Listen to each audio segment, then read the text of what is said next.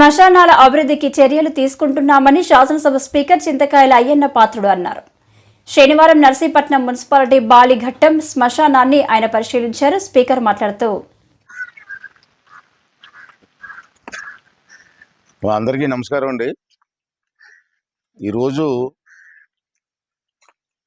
Telugu Desam party తరఫున ఒక నిర్ణయం తీసుకోవడం జరిగింది. నేను ఏంటంటే మనం రోడ్లు డెవలప్ చేస్తున్నాం, అన్నీ చేస్తున్నాం.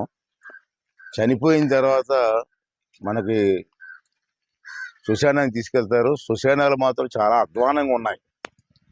అసలు లోపల అడుగుపెట్టే పరిస్థితులు లేవు. అంటే నేను నిర్ణయం తీసుకోవడం ఏంటంటే ఈ 5 సంవత్సరాల్లో నర్సీపట్నం టౌన్లో మున్సిపాలిటీలో 5 శ్మశానాలు ఉన్నాయి. ఇది ఇప్పుడు నేనున్న ఈ శ్మశానం పురాతనమైన శ్మశానం.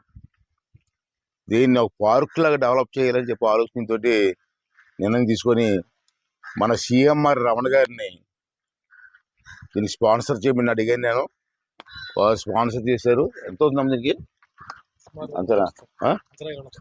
అంచనాగా 20 లక్షల రూపాయలు ఖర్చు పెడుతున్నాం దీనికి. రమణ గారు దానికి సాయం చేస్తున్నారు. దీని ఒక పార్క్ మాదిరిగా ఎవరన్నా శ్మశానానికి వస్తే పార్కులో ఉన్న ఫీలింగ్ రావాలని ఉద్దేశంతో చేస్తున్నాం. అలాగే టౌన్లో కూడా మన మున్సిపాలిటీలో 5 శ్మశానాలు ఉన్నాయి.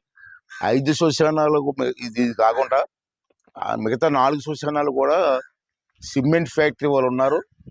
సిమెంట్ ఫ్యాక్టరీ వాళ్ళు స్పాన్సర్ చేస్తున్నారు.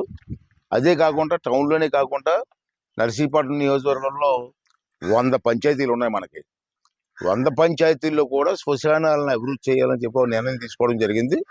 దాన్ని కూడా ఈ 5 సంవత్సరాలు పూర్తి చేసి శ్మశానాలన్నీ కూడా సాయంత్రం పూట వచ్చి కూర్చొని వెళ్ళే విధంగా ఒక పార్కులా డెవలప్ చేయడం కోసం